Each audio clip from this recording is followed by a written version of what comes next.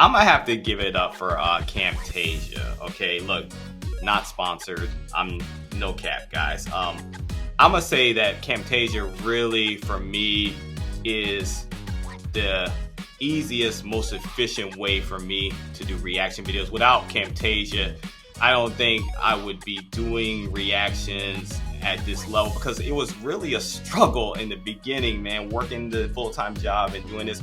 But Camtasia tools were very easy to get acclimated to. I had the screen record, the camera hookup. It was all in one, and literally I just had to go through the tutorial and learn the basics. Once I got the basics down, I could advance. So Camtasia is the little known secret for creating reaction videos. A lot of people make it harder than they need to be. I'm telling you, it really is very efficient. So yeah, Camtasia for the win.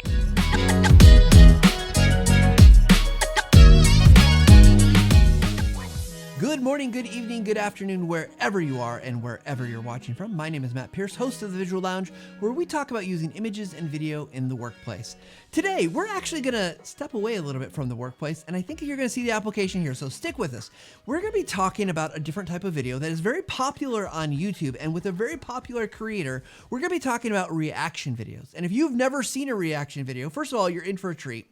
And two, I think there's some really cool applications that we're going to be able to learn about on how you might use this in the workplace, but we'll get there. So I want to introduce today's creator because he is fantastic, and I mean, so grateful for the chance to have connected with him, to learn from him, and so let's go ahead and dive in. So Nico Edward is a YouTube creator over on the channel What You Gotta Say. That's on YouTube for everybody, that specializes in creating reaction videos. His goal is to always create videos that entertain and connect people of all backgrounds. And now, I just want to share this a little bit from his YouTube channel because I think it gives us a sense of kind of what his channel is about, what he's about. He says, here's how you know if the channel is for you. Do you love BTS reaction videos? Do you love creative reaction videos?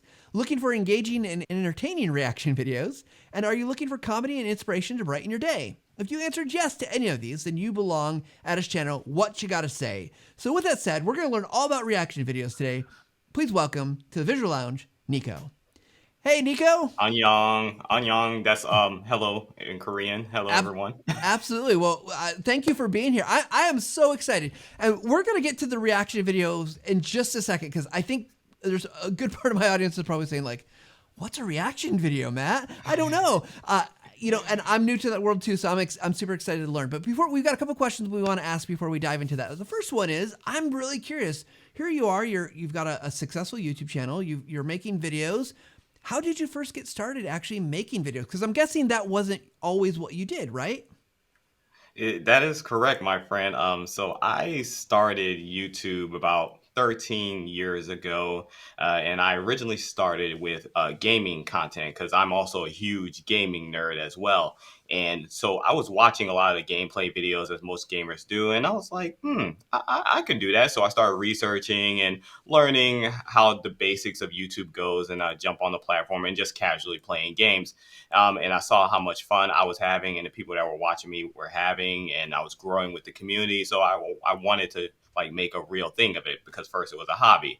And so it was going pretty well. I actually had some great opportunities from the YouTube gaming side. I was actually hired on to write reviews and go to interviews, go to gaming conferences. So I was having a great time. It was really YouTube that was the springboard that propelled me to be able to do all of that. And so I really saw the value in YouTube at that time of my life. And then I kind of transitioned to motivational type of content because I was growing. I was going through some things in my personal life, and I wanted to help people the way I was being helped. And so I wanted to share my experiences and help build people up.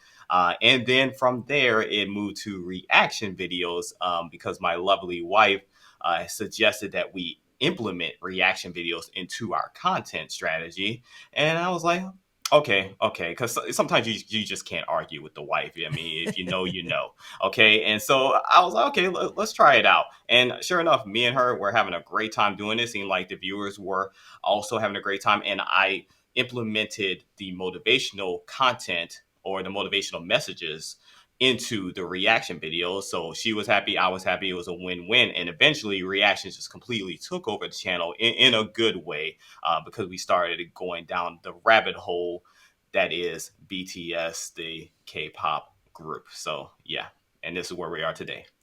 Fantastic. So I'm curious. One of the things that our audience is often thinking about is like what makes like what success looks like, right? In terms of a video. So I'm curious for you, how do you measure if a video is successful? What kind of analytics do you generally look at? What are the things that say like, yeah, that was really good? It's because sometimes I know for me, the analytics are telling, but it's also there's a gut feel to it. So I'm curious what you think makes a successful video. Yeah, so the first thing that makes a successful video for me is if I'm happy with the quality of the video, me and my team are happy with it. The second thing is views. So we don't live or die by views, and I don't think any creator should. However, views are important because, I mean, YouTube is basically run based on views and also watch time. And which that leads me to the other thing that I look at is watch time, because I want to make sure that the videos that we're putting out provides a value to people, because people's time is very, very valuable. It's very finite. And so I want to make sure that we're producing the type of videos that people will want to watch for the long haul, right? They're not clicking off within the first few seconds. If they're clicking off in the first few seconds, we're doing something wrong, and we got to go back in the lab and reevaluate what we're doing. Okay. So I would say really, if watch time overviews, because if you're producing content that people want to watch, um, the watch time will reflect the views, if that makes sense. So I try to keep it to really those basics, because also if you're doing that right, YouTube is promoting your videos more, helping it to reach more people. So I try to keep it basic, because you can really get lost in the analytics, and you can really get depressed in your analytics as well. So I used to really be hard on myself when it came to that, and then I started realizing that if I make it about this, it will be about this. So let's just focus on providing a value to the people, because the people are who really matter, right? Those are the people that, come watch our videos and spend their valuable time engaging with us. We're building relationships, a community. So that's what's really important. So as long as we're doing them proud, ultimately we are happy. So yeah. Well, I love that, right? That's a shift away from, well, the numbers are important, right? Because they do drive business success in terms of your YouTube Hmm. channel and I'm sure revenue and all that kind of stuff. But I love that you're focused on your community. And isn't that what it's really about? Even in Right. our audience's sake, if they're creating training content or marketing content or whatever it is, it really is, again, at the end of the day, it's about that community. Hmm. So my next question for you is, thinking about as a video creator, you say you've been doing this for about 13 years as making videos. Hmm. I'm guessing a lot of that's hasn't been full time. You probably had other things you're Yeah. doing as well, right? But Yeah. that's a lot of learning happening in 13 years. What's one tip you could give our audience to help them improve their videos that would help them make better videos? What would you say? I would say practice makes almost perfect, because you're never going to be perfect, but you shouldn't strive to be perfect. You should strive to be the best version of the person that you want to be, or the creator that you want to be. And I personally, I take notes from creators that are all various sizes as far as channel subscribers go, bigger than mine, same, lower than mine. I take notes and see what my favorite creators are doing. But you never want to copy and paste. You always want to do you, but you also want to be receptive to what's actually working and implement some things into your strategy. So the biggest thing really is, I would say, be true to yourself and work on building your confidence, and do it for you first and then everyone else. Because if you take care of yourself first and you have the right motives, and it will propel like your creative desires to new heights. And once those creative desires are bubbling, there's literally nothing that's going to stop you. So I would say, yeah, confidence, like work on yourself, work on building your confidence. And whatever you do, whether it's on camera, whether it's off camera, type of content you're doing, work on yourself first, and everything else will begin to fall into place. I love it. You can see where that motivational piece that you were doing before comes in, because I'm motivated to keep working on this and be better, be the truest And me I only can you be. can be you. That's Only you right. can be you. Just keep that in mind. We're there's so much competition out there, but there's only one you. You bring that unique flavor to YouTube, and trust me, there's an audience for everybody, man. So yeah. I love it. I love it. So, Nico, I want to get now to over to talking about reaction videos because I've been blown away as I've been watching your stuff, and I have to admit I have not listened to a lot of BTS because I'm just the wrong generation, I think, and I You are not. You're not, and we may need to get you on the channel as a guest. You are not the wrong generation.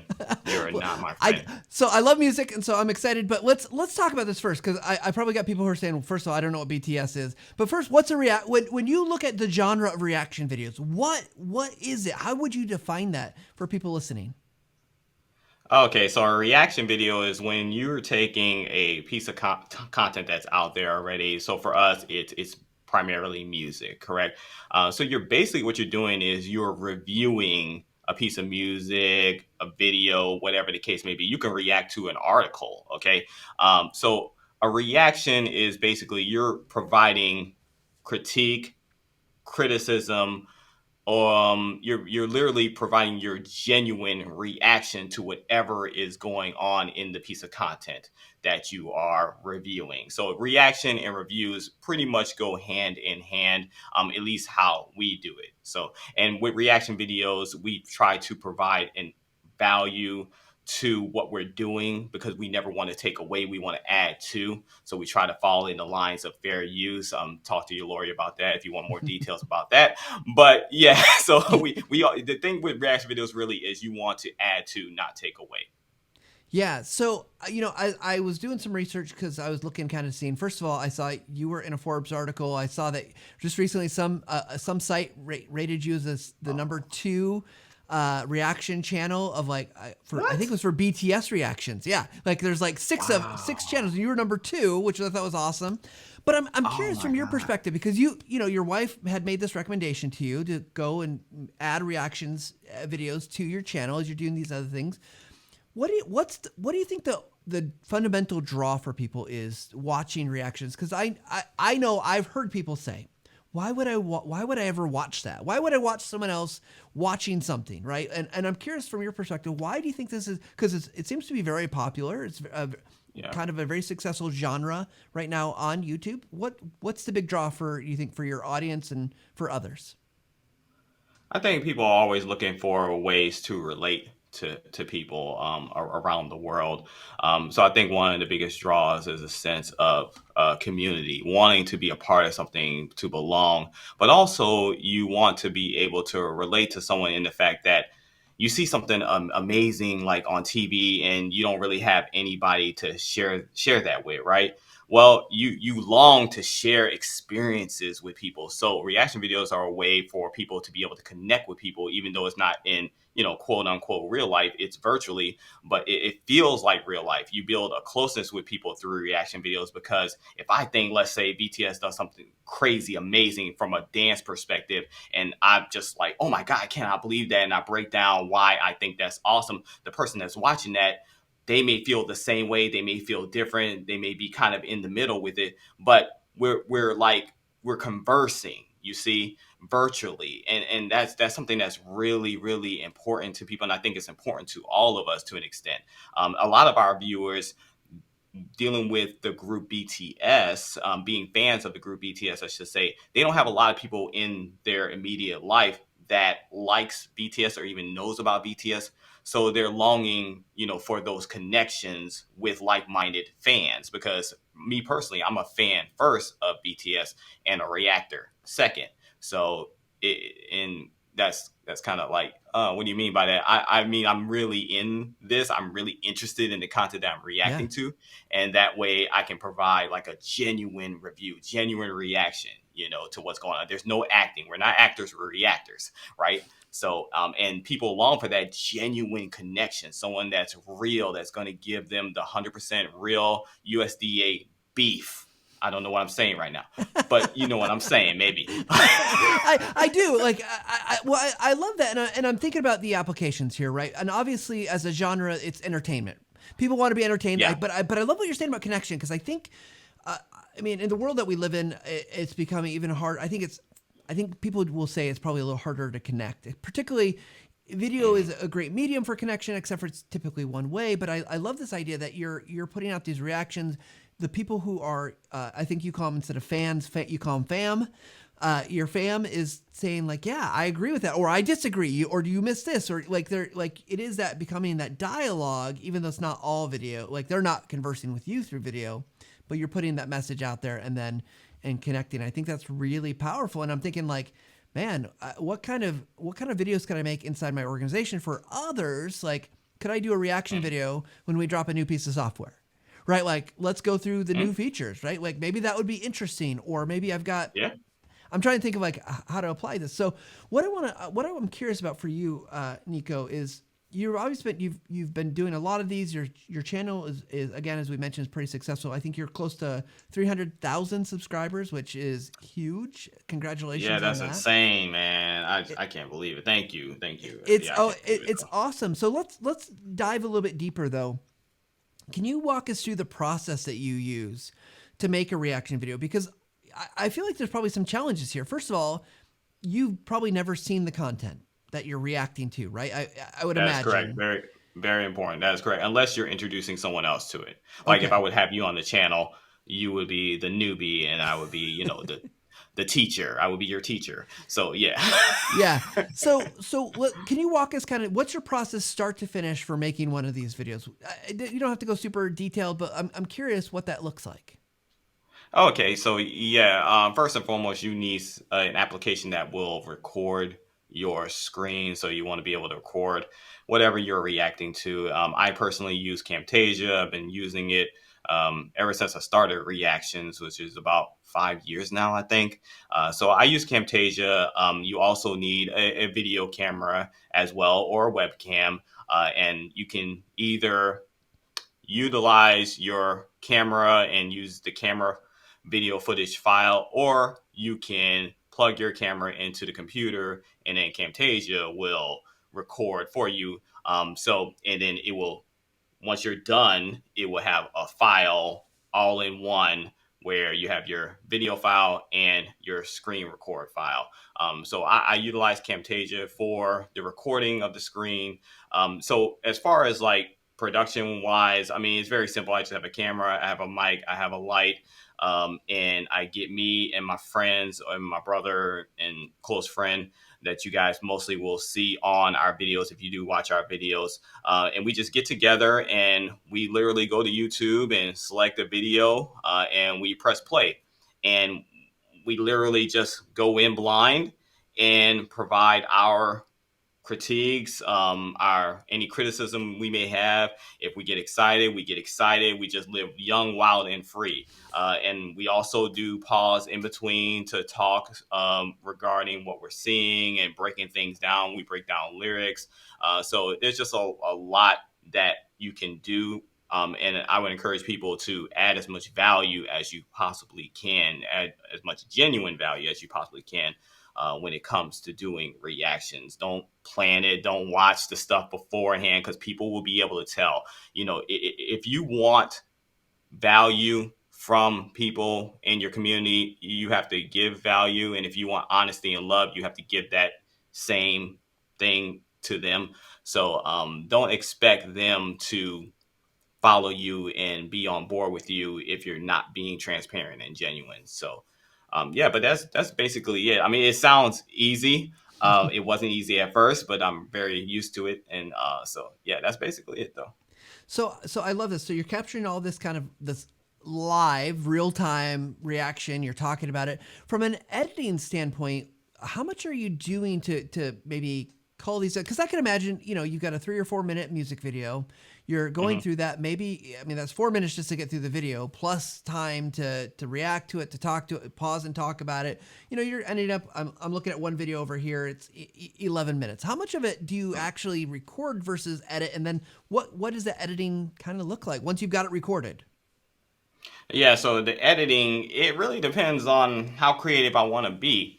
So a lot of people don't know about Camtasia when it comes to editing reaction videos. A lot of people use other applications.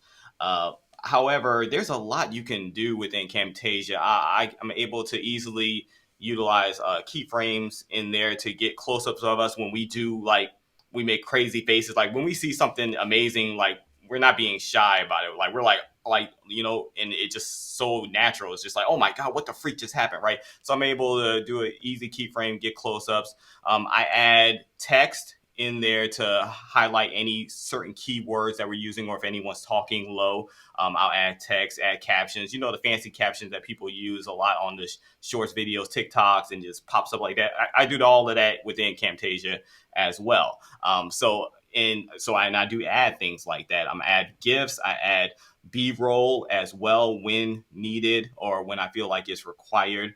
Just really, the sky's the limit when it comes to your creativity. So a lot of people look at reaction videos like, oh, all you're doing is just capturing what's on the screen and you're just recording your reaction. It could just be that if you want it to be that. However, for me, I'm a creator at heart, and really, when you're a creator, and if you're a creator, you can relate to this.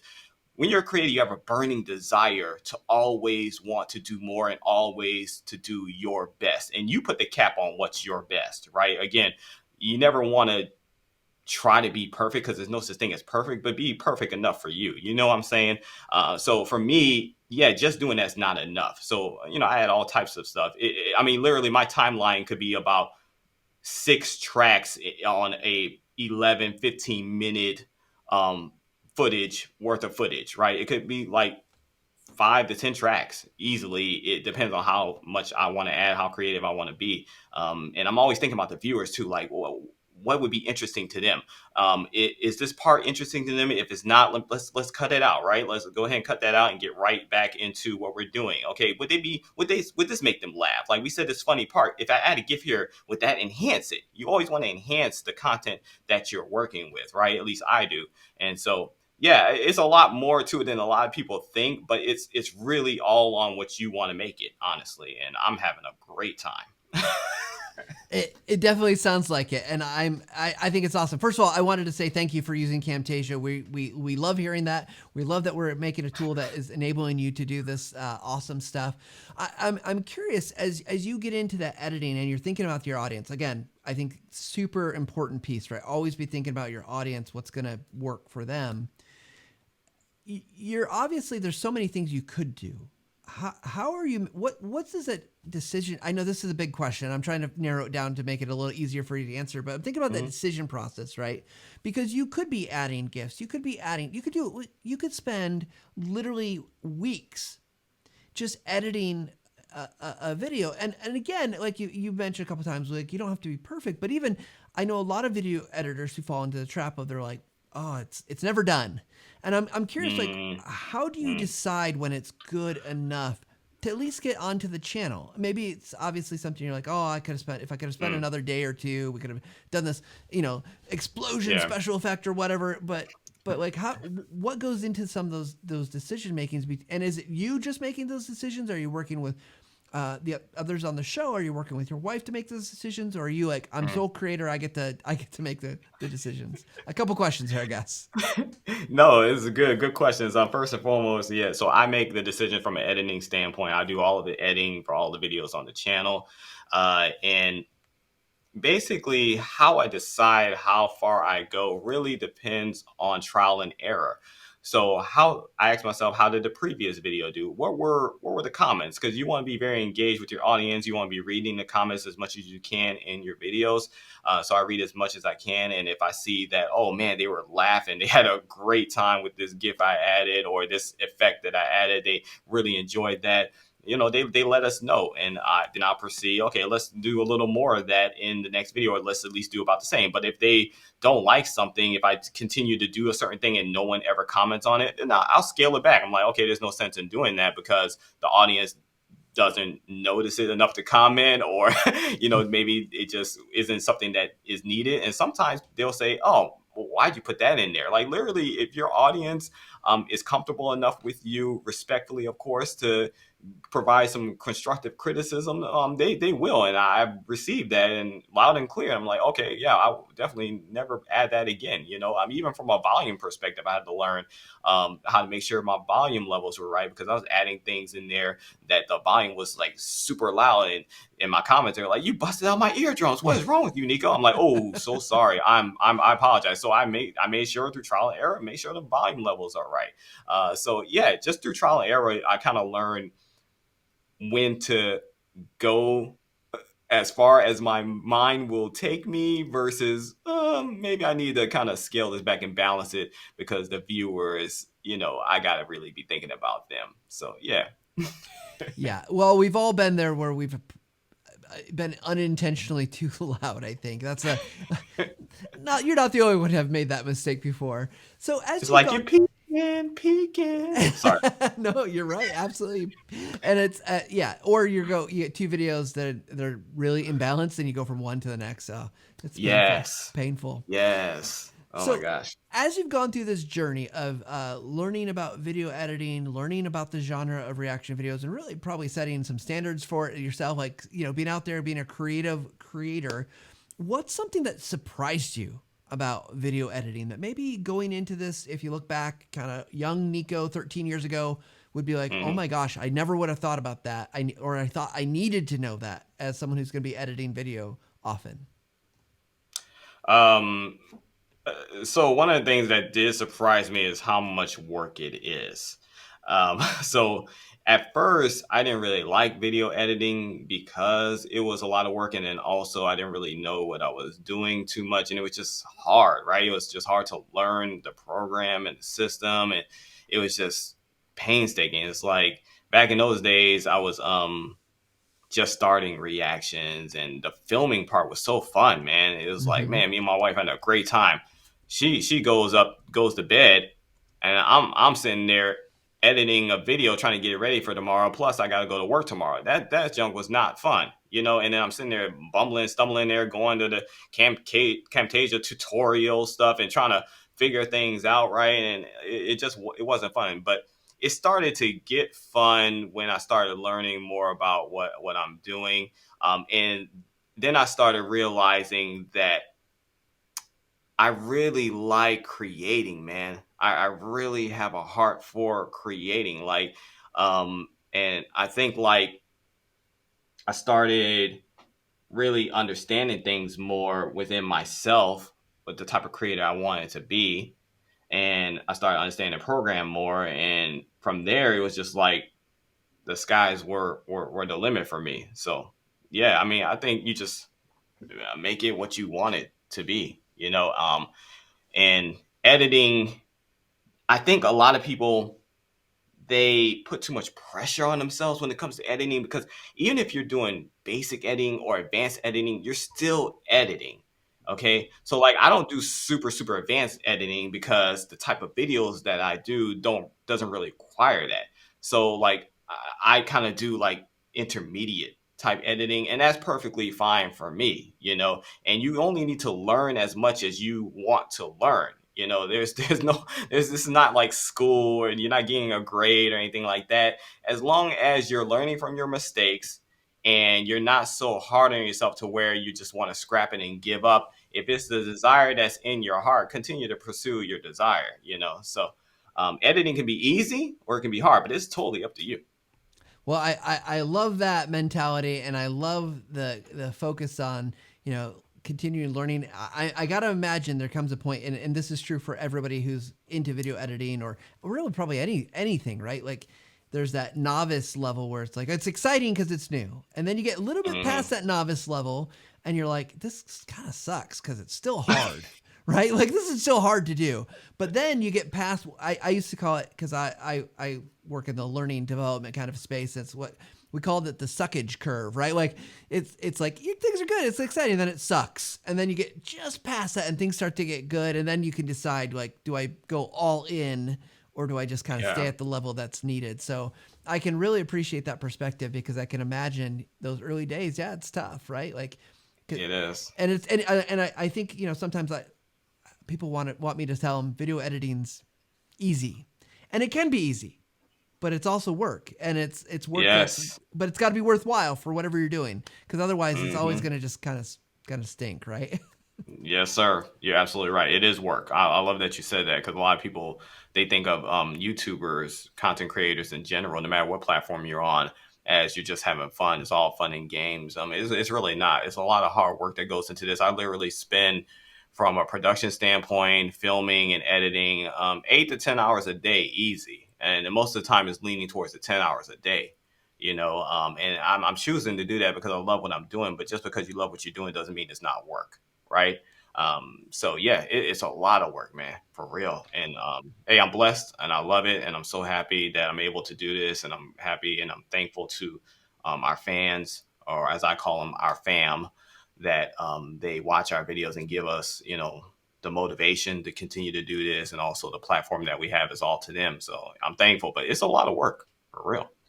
Absolutely, and thank you for doing that work. It's I Oh think I think it's worth acknowledging, and videos like everything else out there, you got to put in the time, but you can get yeah. great results. So, well, Nico, I've enjoyed talking to you. But the fun's not done though. We're gonna move on to our speed round questions, and for those who Okay. haven't listened before, we've got quick questions with quick answers that we determine by the Oh, roll of a 12-sided die, because I am that kind of nerd. So let's go ahead and jump into our speed round.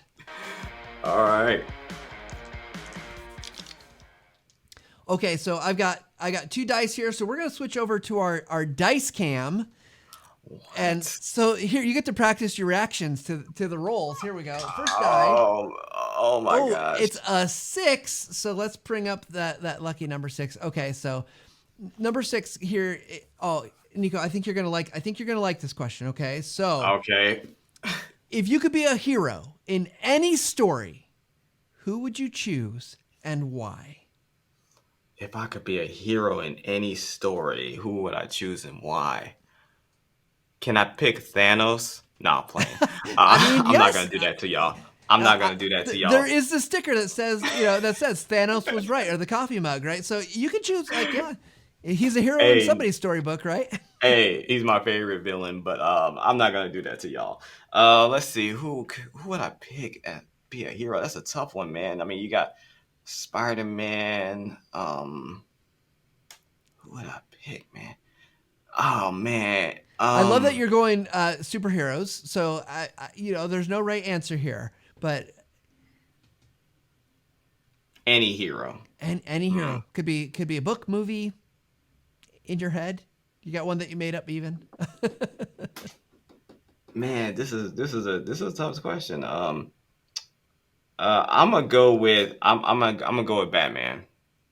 I'm gonna go with Batman. and, Yeah, and I'm gonna go with Batman, man. Yeah, I'm gonna go with why Batman why Batman? because What's the appeal? Batman is intelligent, handsome, calculated. Yeah, he's got some baggage, but who doesn't, right?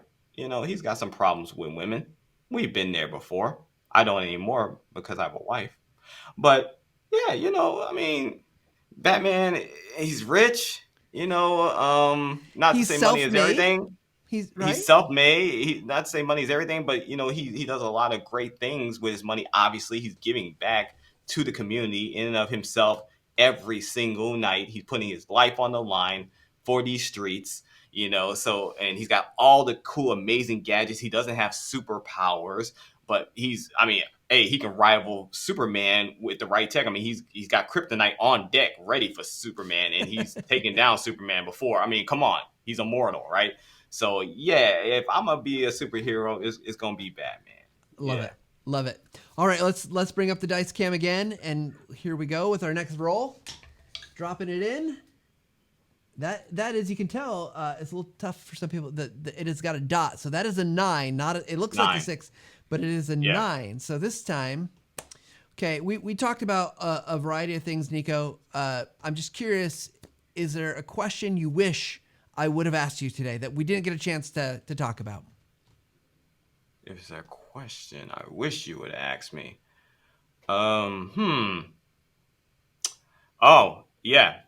I wish you would have asked me more about BTS, the group that I'm infatuated with. Yes. Okay, You so can so you so you can let's do take a that now if you second. want. So okay, so like I said, I'm not a K-pop listener. I don't know anything about BTS other than I know they're a K-pop band.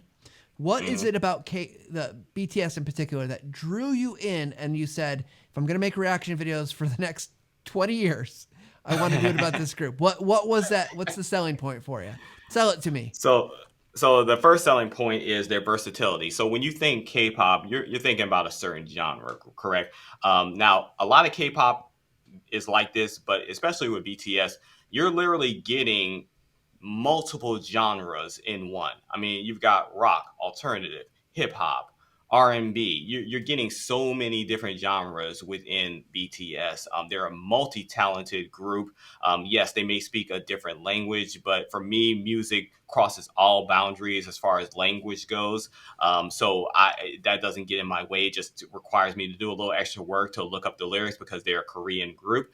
But and it's just they're just multifaceted. Also, there are seven of them, and they're really down to earth individuals. They don't have this prima donna type of way about them. They're really connected with their audience.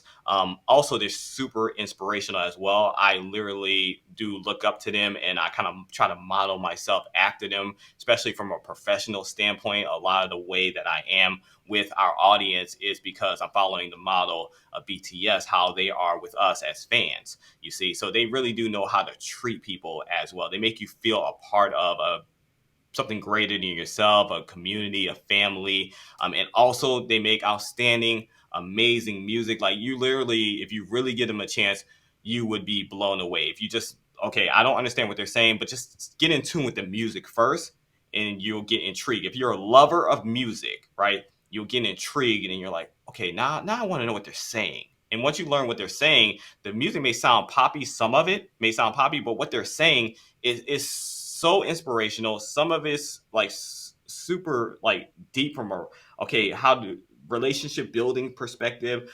They get into a lot of political stuff. Sometimes it's not a political music or anything, but sometimes when things are going on, they get into that as well. Is like you'd be very surprised what they're talking about in the music. So yeah, and that's what actually help propel me down what we call the rabbit hole. The rabbit hole is like if you think of like going down the rabbit Mm-hmm. hole like YouTube, right? And you're looking at a bunch of videos, video after video, TikTok video, TikTok, TikTok. Oh my god, I can't stop, right? That's the rabbit hole BTS. Like, oh my goodness, they got this, they got that. Oh my god, no, no, no, no. Like literally, that's how it is, and it's been like that for a few years now with me, especially with music and reaction videos. So yeah, that's BTS. All right. Well, I love it. I'll have to get your one best song recommendation before we end up here. But let's do one more die roll Oh, here. So here we go. Last question for you here on the speed round. It looks like I can't do a 6 or 9 again. So we're rolling again. Oh my goodness, that's I keep. want a 7, man. Give me a 7. Can you believe that's like 3 in a row, Nico? We're going. I'm That's gonna that's not good luck. That's not good mon- luck. I want a 7. You Monopoly. got You me a know, 1. I'm going to. You got one. So okay.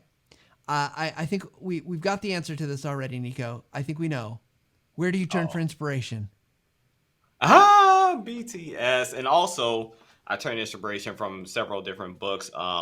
A book I like to go back to is one called As a Man Thinketh. I also like this book called The Illusionist, I believe it's called. For God exactly the name, but I like a lot of inspirational self help type of books. But yeah, definitely from a music perspective and life and work perspective, work ethic perspective, I do draw inspiration from BTS.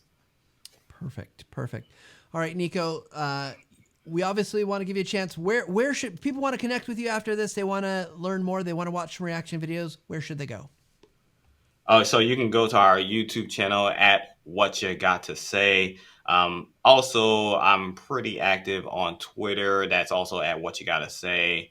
We are a little active on Instagram. My wife runs that one. Her name's Mika.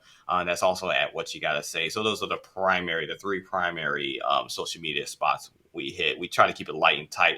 We're also on TikTok as well at What You Got to Say. We're not on there too much. But we're also on there. So yeah, about 4 of them. Okay, so everyone can go find what you got to say. And Nico, we like to wrap up our show pretty much the same way with our guests and awesome creators that come on. So, Nico, what's your final take?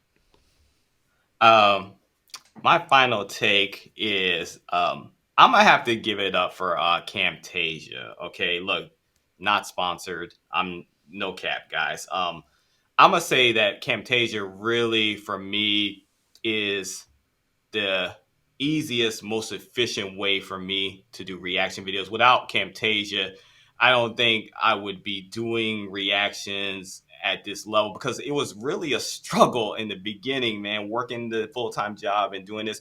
But Camtasia tools were very easy to get acclimated to. I had the screen record, the camera hookup. It was all in one. And literally, I just had to go through the tutorial and learn the basics. Once I got the basics down, I could advance. So, yeah, my takeaway is that, Camtasia is the little known secret for creating reaction videos. A lot of people make it harder than they need to be. I'm telling you, it really is very efficient. So, yeah, Camtasia for the win. That's my final takeaway. All right. Well, Nico, thank you for spending some time with me today. We appreciate it, and good luck with your channel and its continued growth. Thank you, everyone. Thank you for having me. I really appreciate it. It was fun. Really fun, Matt. Thank you all. Absolutely.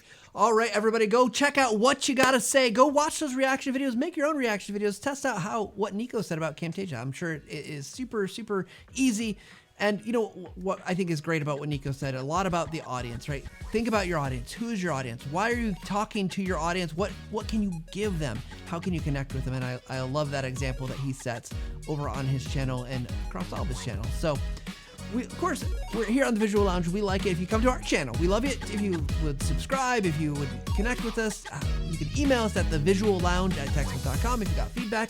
We'd love to react to your comments and suggestions and your questions. Of course, you can find us on any of the podcasting platforms as well. And like we like to say at the end of every show, we want you to get better. We want you to move past that suckage curve and get better. So we hope you take a little time to level up every single day. Thanks, everybody.